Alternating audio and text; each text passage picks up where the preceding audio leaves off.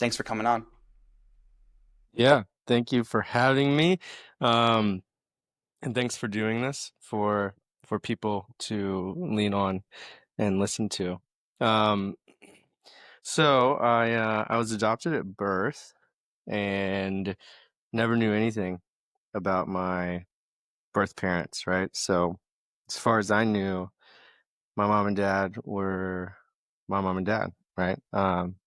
They're much older. I think my dad was 50 when they adopted me, and my mom was, in her late 30s, right?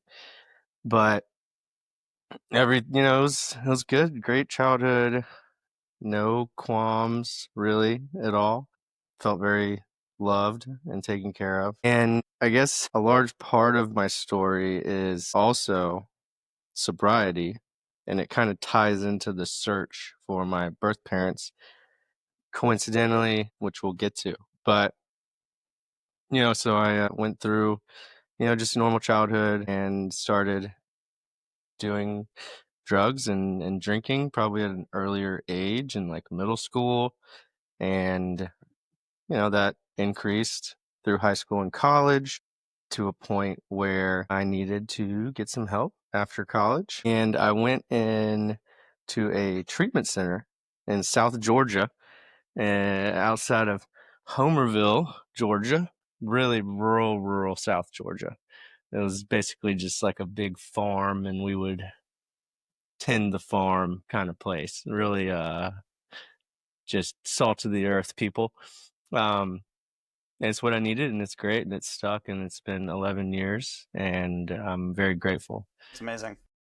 Thanks. Yeah.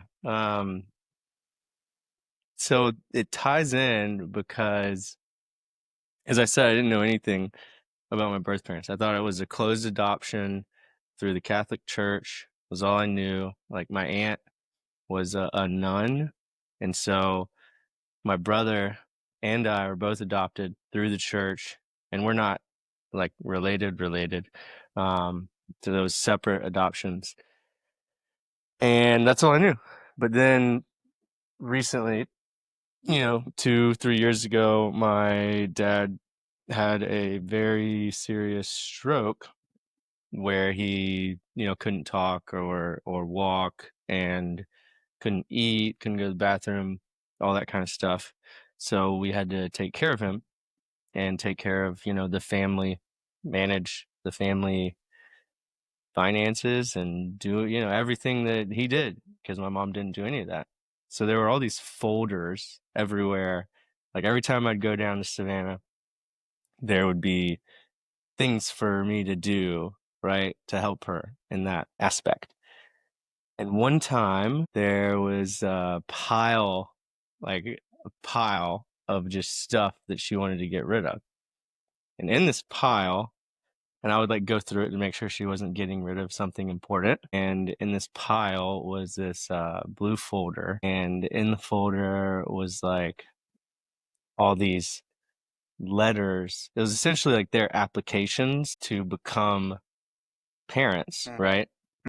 To any anybody that was willing, or when you're adopting someone, you have to prove that you're able to provide, right? And so it was all that stuff in this folder.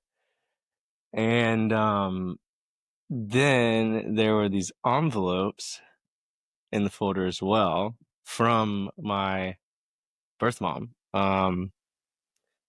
And of course, like it was very emotional and like kind of crazy.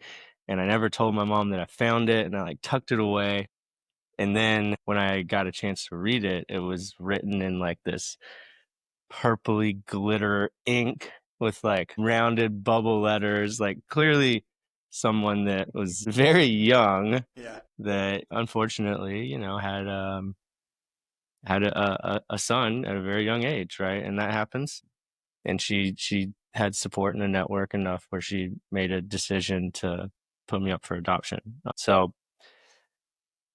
I found this, and her name is Carmen, but it's just Carmen, right? And so I start like looking at things a little more, and I find out that the place where she was getting support was actually in Homerville, where I ended up going to treatment, 25 years later, Yeah. right? So kind of like a God moment where I'm like, oh, like this is weird Yeah.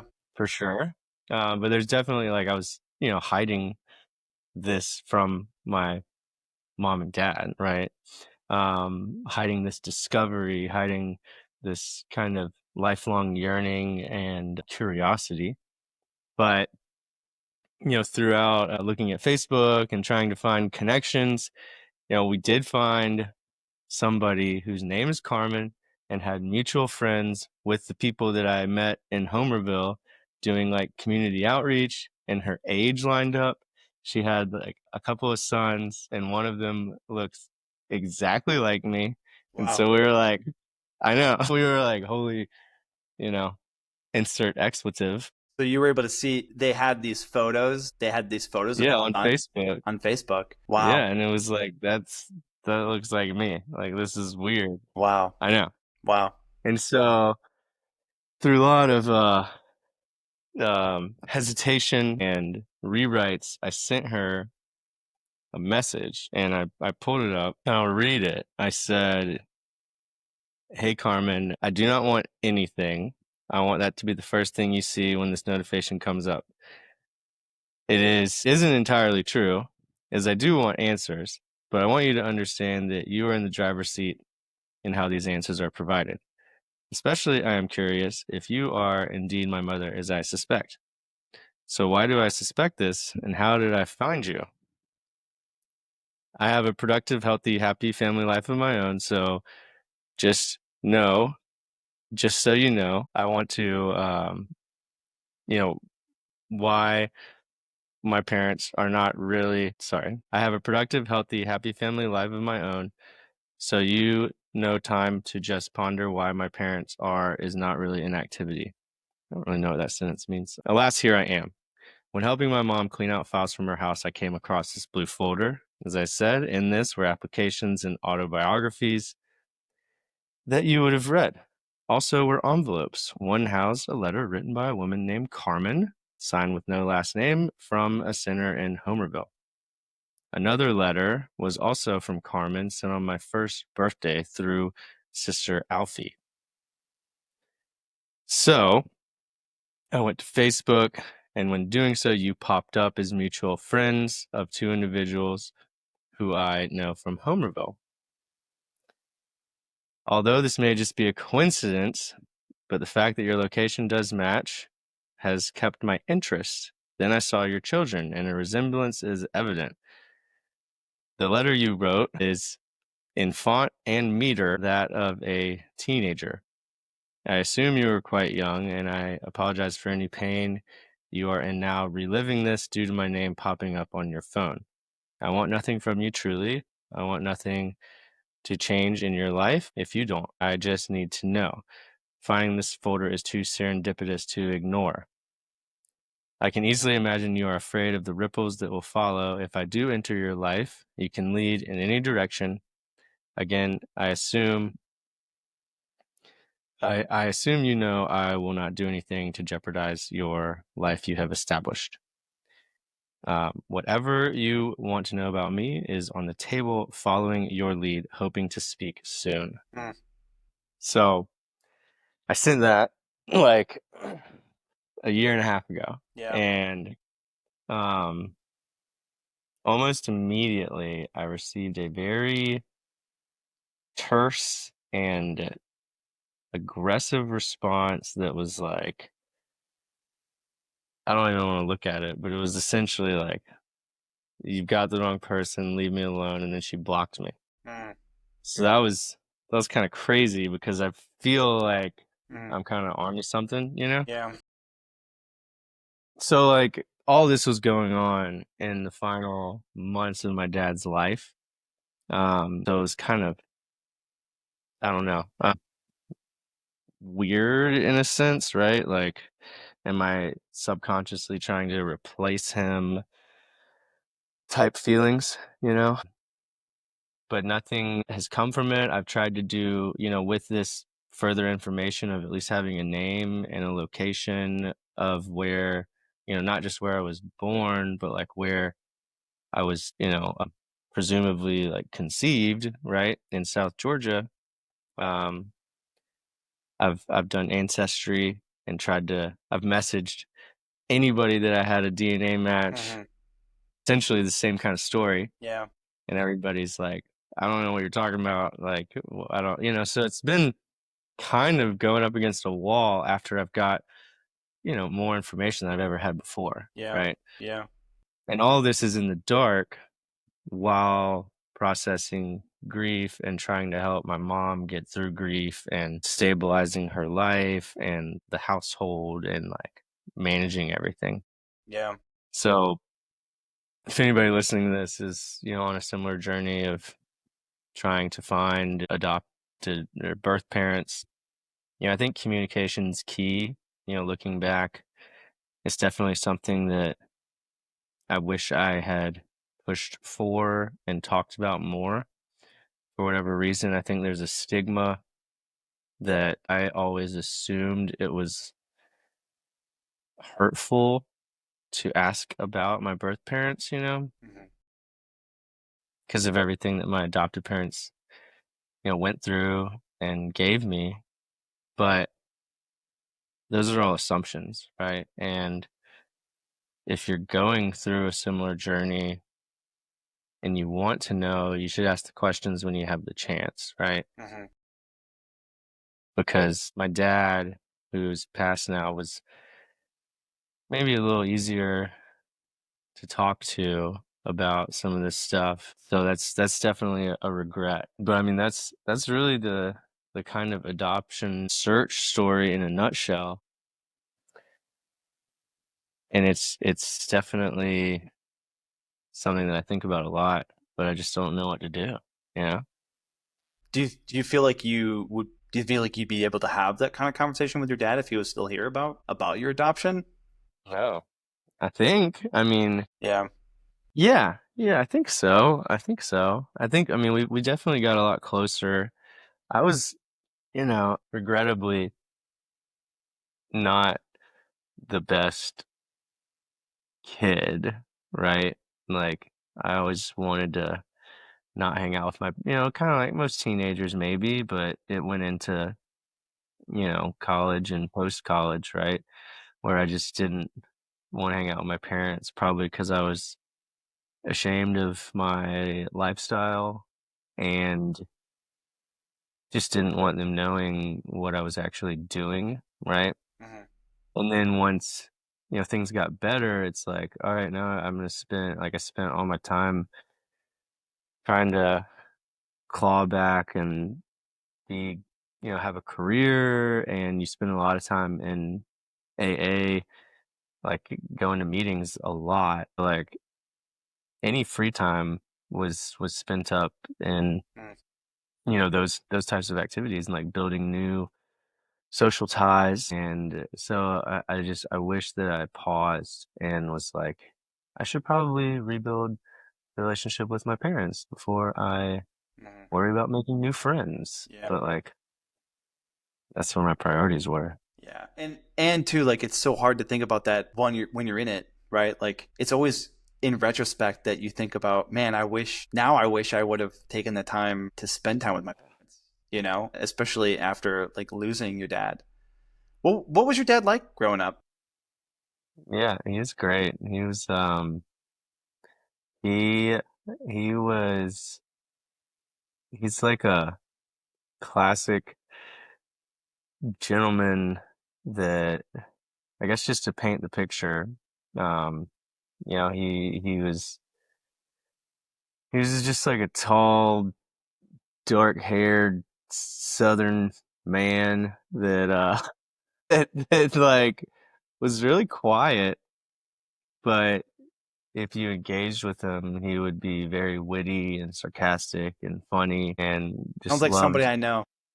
yeah, somebody loved art and musicals and museums. And we would always go to the symphony and any musical or whatever, right? So he was liked that whole realm of culture. Hmm. Um, and a devout Catholic, not in any strict way, but we went to Catholic school from pre-K to 12th grade, and it was great, and I didn't think anything of it, right? And like I said, lots of love. One story that kind of highlights his personality in a nutshell was we this was maybe 10 to 15 years ago, and my wife and I went to the symphony with him, and I don't know why it was just the three of us, but it was the three of us. And during the intermission, they were serving popcorn, and I knew it was faux pas, right? Like in a funny way. Like it's like, why are they, serving popcorn at the symphony? Kind of funny. And so I asked him if he wanted popcorn, and he would get like a little, because like he was older. So he was probably in his early 70s at this time. And when I asked him, he like gets kind of mad and serious, but he answers in his funny, sarcastic, witty way. And I ask him if he wants popcorn, and he's like, "This is the Philharmonic, not the circus." Right. So it's like, that's kind of like him in a nutshell, Yeah, and yeah, like, yeah, I'm sure that there were countless instances of parenting conversations that were very similar to that. And I really wish, like if anybody, right, like as I have kids of my own, and undoubtedly they will be faced with drugs and alcohol. One of the biggest takeaways is my loss of memory from my childhood, which really, really stinks because, and I don't know if it is attributed to, drugs, but I have I'm pretty sure it is. So, like, I would just say that, if you need any other reason to convince yourself or your kids to not do drugs, it's like, do you want to remember how awesome your childhood was? Do you want to remember all these trips, all these little micro memories and moments? Because, my wife remembers countless things when we're driving through the North Carolina country. It's like she'll know all this stuff. And I'm like, I don't remember any of like these little moments, yeah, And it really kind of, it stinks, So yeah. I tried to recreate a lot of that, toward the end. And then it was a little too late, maybe. Mm, yeah. Yeah. What would you say, like, what changed when your dad passed? Like for you, how did that loss land for you? Yeah. Yeah. I don't know if it has, if I'm being completely honest, right? Like I'm like the doer of the family. And I think that a lot of people grieve in this way, where you just do, like get everything together for the funeral, get everything together for the lawyer, get everything together for whatever. And you're just constantly doing. And, with two kids and a job and school and other commitment, like it's easy to just do and not think about it, right? Yeah. So like there was a lot of, I think, pre-grieving because he was in I mean, he was like gone for a year before he officially passed, right? If we're being honest, it was like every time I'd go and visit, it would be like I would treat it as the last moment together, and like tell him that he did a great job and that, I'm so happy that he, took a chance on me. And, so I think that that's another, like, it's like, yes, like you and I and every other parent who has kids out of birth choose to be parents. Yes. But it's like if you're adoptive parents, like they like really, really choose, it's like a different level of choice almost, Yeah. right? Like they could have walked away the day of and changed their mind if they wanted to. but like he stuck it out and chose, and like through all those hard times continued to choose us and support us and love us. And there was never any like, like, oh, like there was never any hurtful things said, even when I was in my darkest moments of like, I wish we didn't make this choice, like that. Nothing near that was ever said, because he's just like, they just weren't those kind of, they aren't those kind of people. He wasn't that kind of person. So how it's landed has definitely been like, I'll listen to like his favorite songs and like try to feel something. And I run a lot, and I'll go on these runs where, especially, closer to his passing, Mhm. I would just play like the entire playlist from his funeral of all these like heavy classical music nonsense and church hymns, just like Yeah. trying to force myself to like connect or feel or cry. Mhm. And it's been hard, to really maybe bring that grief into reality, where like maybe I'm just trying to believe that he isn't gone. Yeah. I was going to ask, do you think there's like any blockers for you, like emotionally? Is there anything from like your childhood or something that maybe is I don't know. I'm just thinking No, from yeah, I mean, like, I mean, I'm just thinking from like my perspective, right? Like I lost my dad when I was 15. You're obviously much older than that now, but also like it's kind of like a weird reverse. Like your dad was older and you were younger, right? My dad was young, very young. Also, I was also very young. And so like I know for me, and I talked about this on a couple other episodes ago, was like it took me a really long time to even figure out what does it even look like to grieve, right? I was also 15, and now even at 35, like I still don't really know how to grieve. And I don't know if like, and it's like one of those questions of like, have I grieved? Am I grieving? Or like, am I grieving silently and I just don't know that I'm grieving? And I think like for me, right, it's going to be different for you. Like I find ways, like I'll be sitting in my friend's kitchen and we'll just be having a conversation, and they might ask like, hey, like just out of curiosity, like how did your dad pass away? I don't remember, or something like that. And then I'll just start telling them a story and I'll just start weeping, right? And that's grief, right? That's obviously grief in the front. And the blocker for me is like typically I don't talk about my feelings. Not that I don't like to, it's just that I use sarcasm and jokes to block it. And yeah, that's why I'm just curious of if you think there's maybe something that could be blocking that grief. yeah, I mean, I think that our culture expects us to grieve a very specific way, you know? Yeah, I would agree. And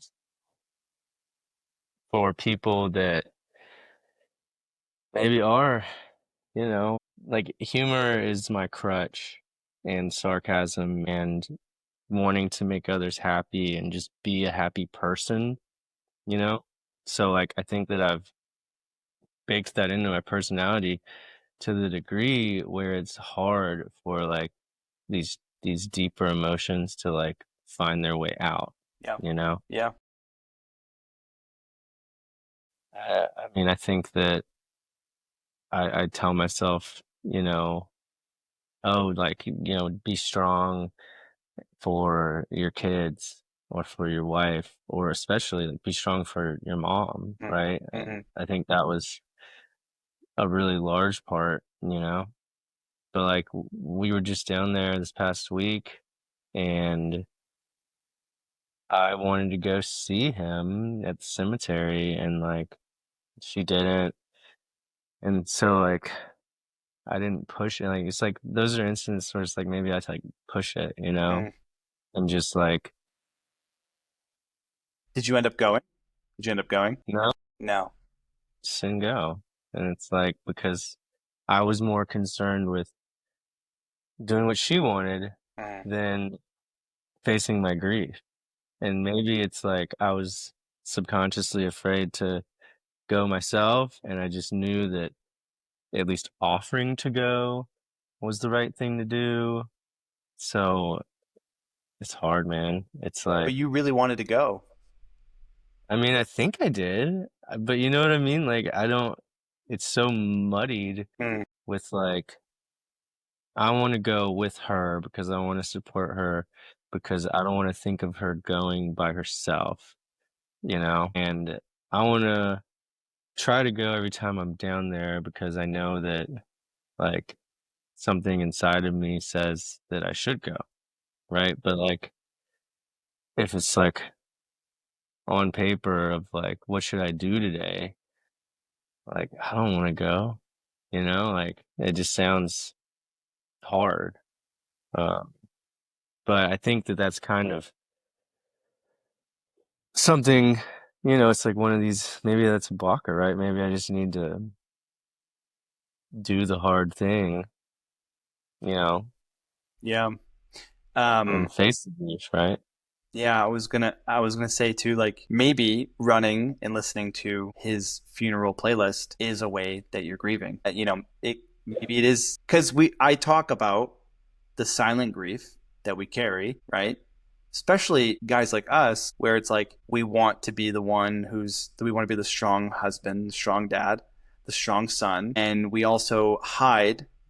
I'm going to use I hide behind laughter and jokes and sarcasm. But I also know that the silent grief that I have is when I'm in the car and I want to talk to my dad or my mom and I try to reach for the phone to call them to tell them about my day, whether it was something that good happened or something bad that happened or just literally somebody to talk to on the way home from the drive. And that's my silent grief. Maybe Yeah. I don't know. Maybe yours is running with the terrible classical music playing. I think you're on. I think you're right. I think that and it's just another thing I think about a lot, man. Is like because he was quiet and and also because he had a cell phone. He definitely had a cell phone, but he treated it like a house phone. He would turn it off and put it in his bedside table unless he was using it. Okay. And so like whenever I would like these things would happen in life and leave a meeting or you leave whatever, Hmm. those excited moments that you're talking about and you're like, I just feel the urge to call somebody. I would always call my mom and it would always be like, oh, let me put you on speaker or, I'd say like, make sure you tell dad or like those kind of things. And so, definitely when he had a stroke and the even opportunity to talk to him was ripped away. It was like why, I was very upset with, I think a lot of my grief has come out in anger where I'm like mad Mm. that I didn't just like say like, hey, can you put dad on more? Like it's this very easy thing to say and I just like took it for granted. Yeah. So Fair. that's tough. But yeah, I think it's silent grieving is a form of grieving. I don't know if anger is a form of healthy grieving, but like it's definitely there, right? Where, Maybe you I'm pick mad up at the way. boxing Yeah, or like something. jujitsu, and that's you can Uh, channel your anger through your grief. So I think so.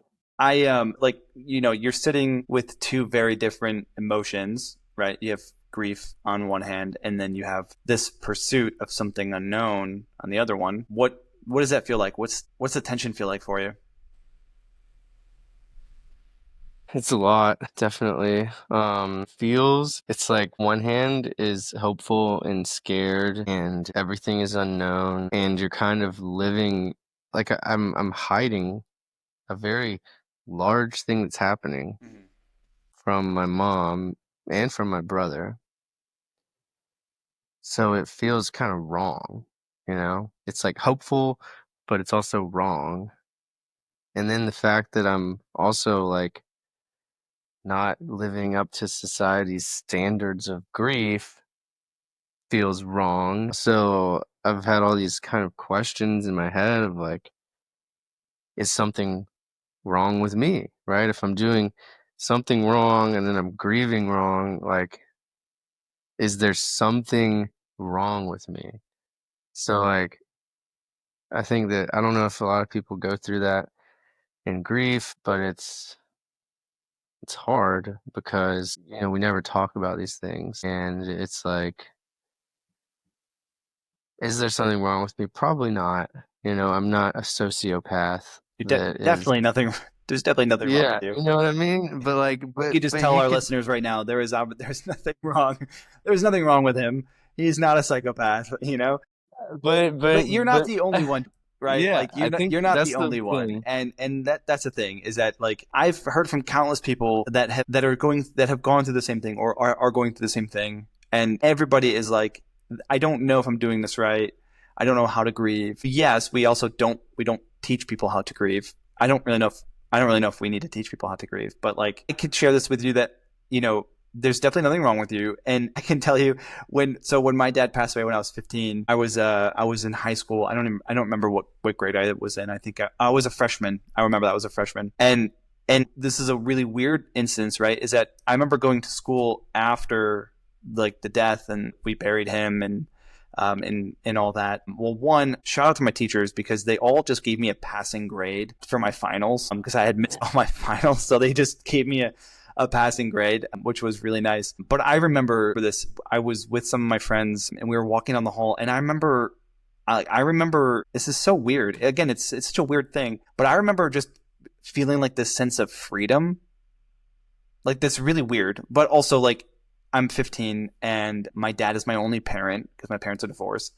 And so I have like this wave of what feels like freedom, but it's actually probably just like pure, like scared, like just completely being scared of just like what's going to happen next. But I feel like I'm free, right? So, like, we could talk about what's weird, right? That's kind of weird of like, why does he feel free? His dad just died. That's not freedom. That's like, there's probably an emotion that's definitely under that, right? Yeah, yeah. So, I mean, has it continued? Do you feel healing in that? Does it feel heavy? Is it both? Like, what is that search, has it felt like for you? Yeah, I mean, I think it's more of like a curiosity, like investigation. Like it hasn't like I guess I don't think of it as heavy because I haven't gotten to that point yet, right? Like I thought I was close and maybe I'm spot on with this Carmen individual, but like it feels just kind of like another, it's like something I get mad about, It's like I don't know where to go. I don't know what to do. I wish that it was more than that. I really do. I wish that, there was conversations I could have openly with my dad or with my mom, right? So it's at this phase of like frustration almost right now, right? So it's kind of like a curious mystery that is unsolvable. So it's kind of sitting dormant. Like, maybe it'll blow up and I'll get a message or something will happen, right? And if I'm thinking that through, like I would be very excited about that. I wouldn't be afraid. I would be excited and I would be hopeful. And I do think that, when things come ahead, which I think they will, at some point in my life, and I find out who they are, like I really hope that my mom is still around to talk to about it, right? Like, so I think that, I need to think of that and have that kind of as a driver to take it seriously, when I can and really try to do it, right? Like whatever it is, hiring a PI and like getting serious about it, I don't know what people do. So I think that, there's a lot of regret in my life when it comes to my adoptive parents and just like time wasted, And so it's one of these things where, I don't want to waste any more time. If there's something big going on in your life, like talk with your parents about it, like whether it's something that might hurt them, you never know. Like it's foolish to just assume that. And like, yeah, maybe my mom knows her last, maybe she's got it like already. Like she's like, oh yeah, her last name is whatever. Yeah, I've just been And you could waiting have for you just to asked ask me. me. Yeah, I've been waiting for you to ask me. Yeah. Yeah, I'm like, maybe.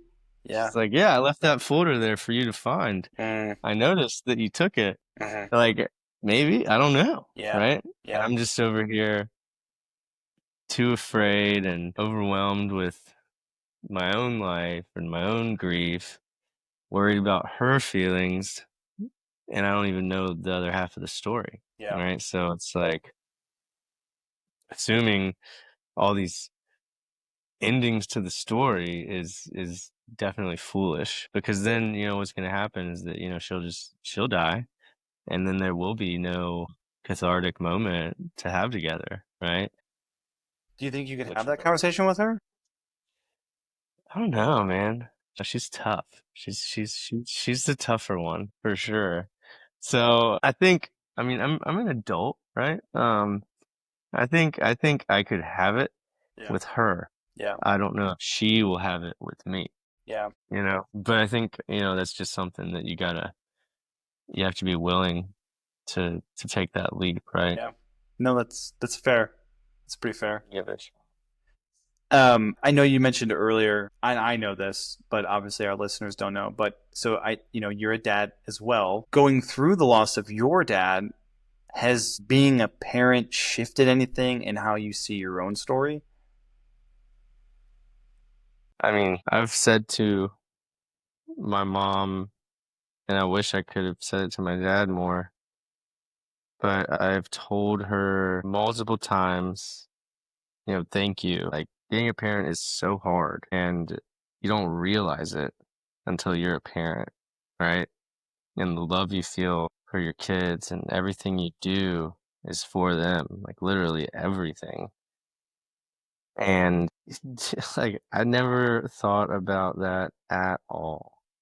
Like my thought process was like so stupid and childish, but like whenever I started,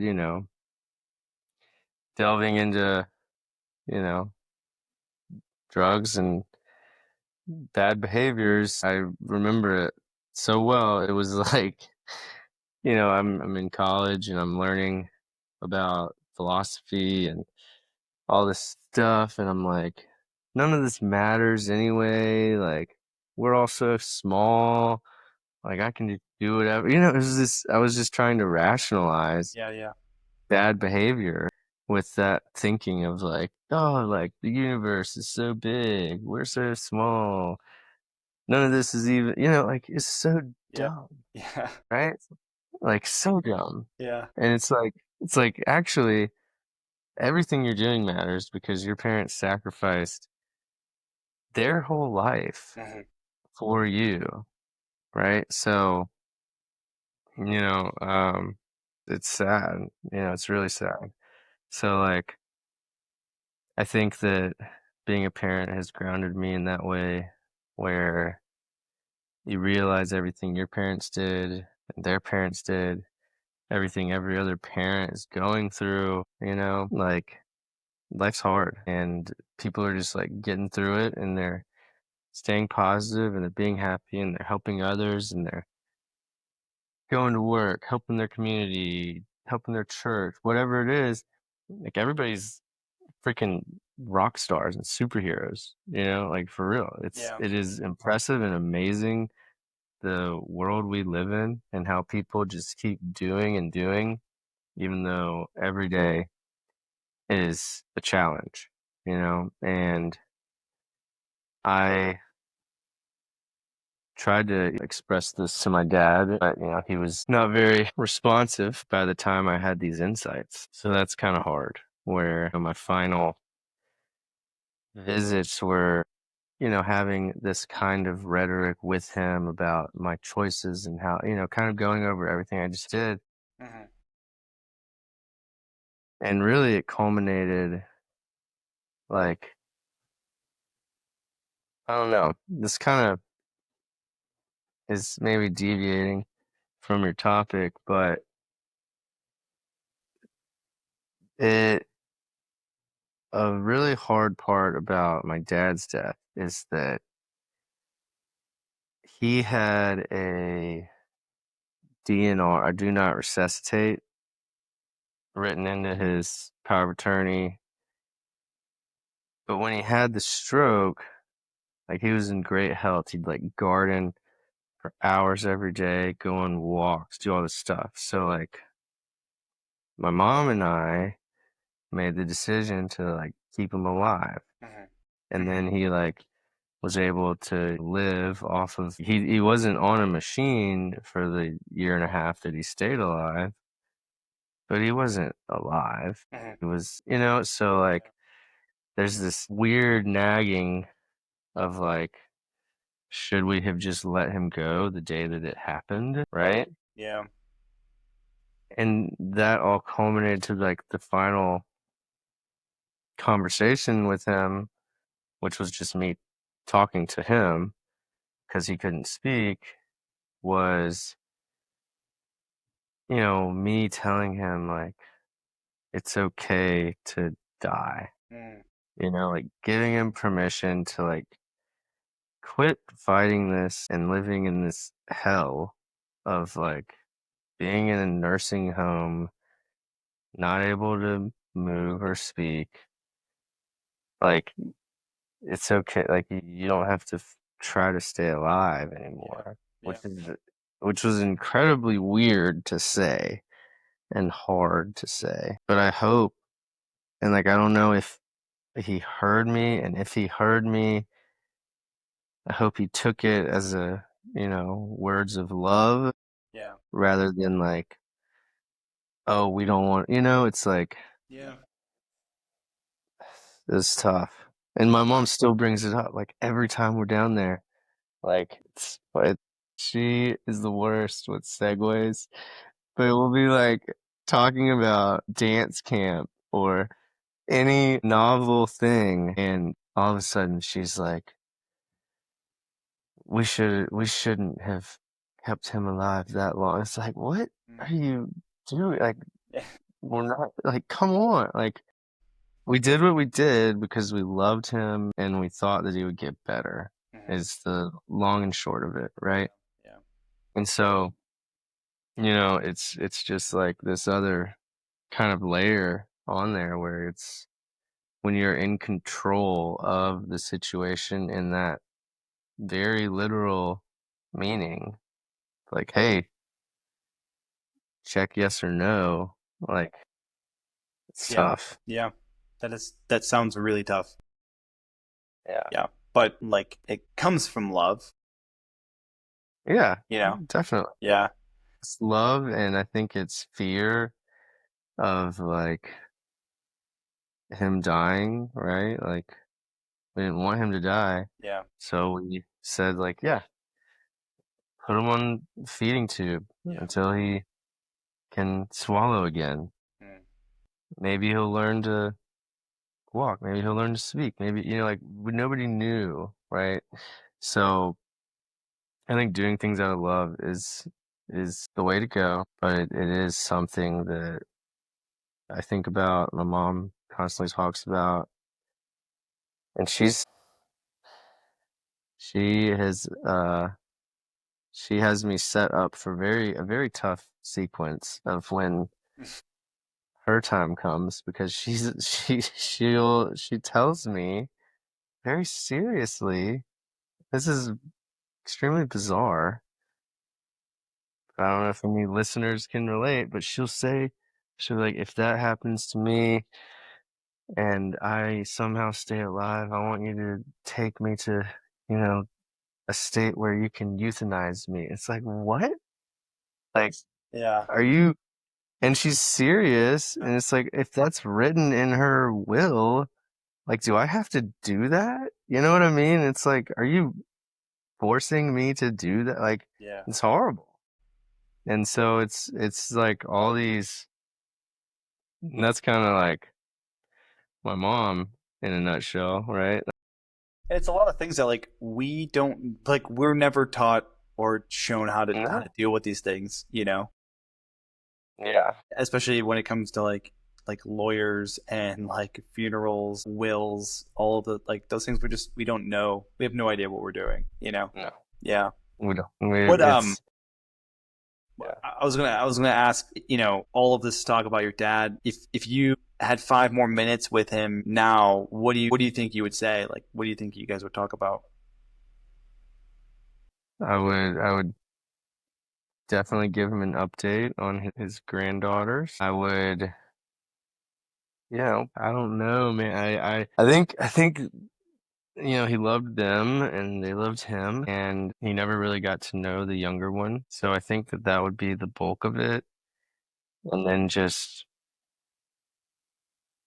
letting him know that I'm trying to be like him, right? Like that he did set a really good example of what a dad should do and how a dad should act, and like focusing on what's important in life, right? Like I get caught up so much and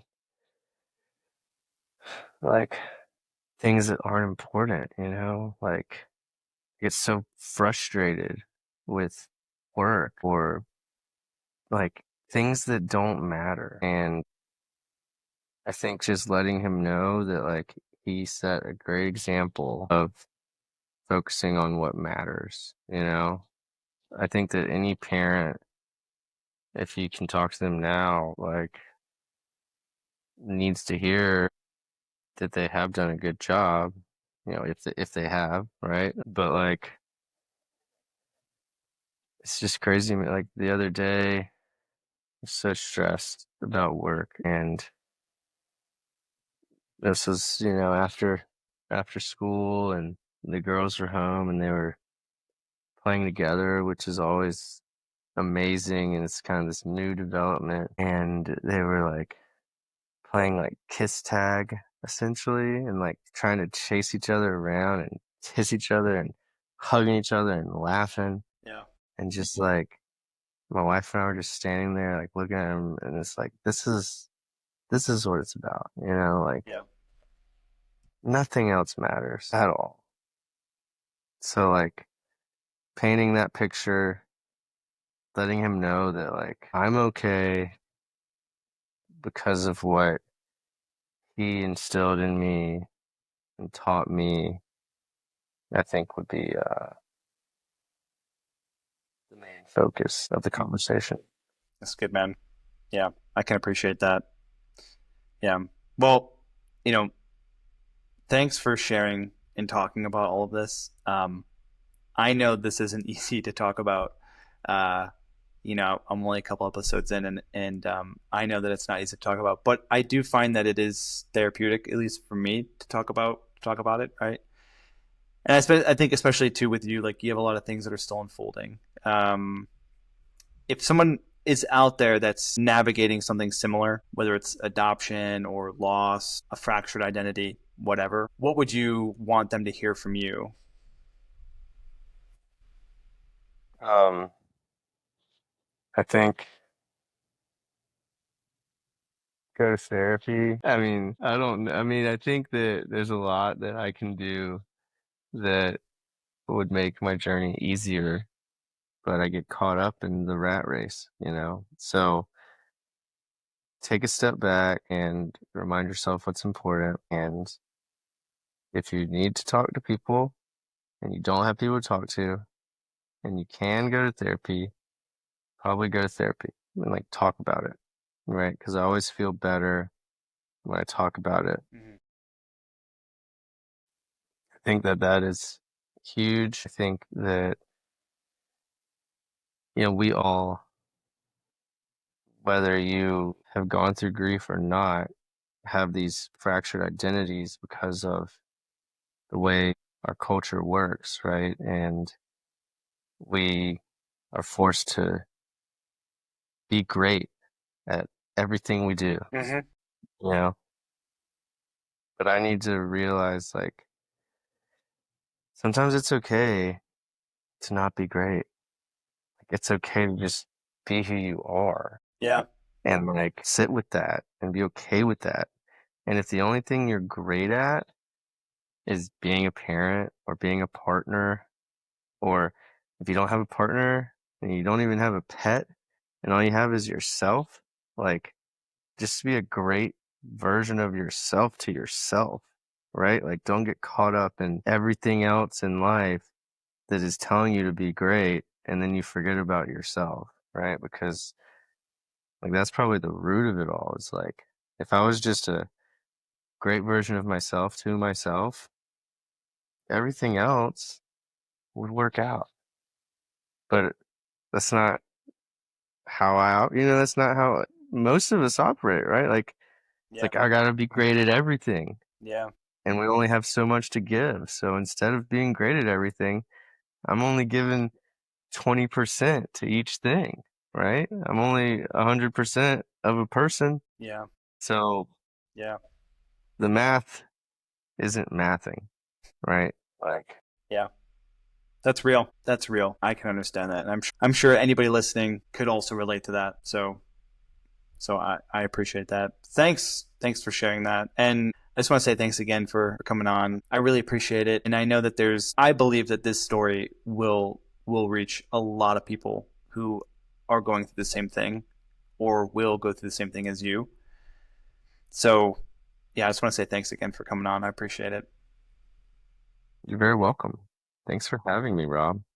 Well, thanks again for listening, everybody. More episodes and more stories like this one are on the way. And if you've got a story like this, I'd love to hear it. You can shoot me a message on Instagram. Our Instagram handle is at the Unparented Podcast, or you can email me.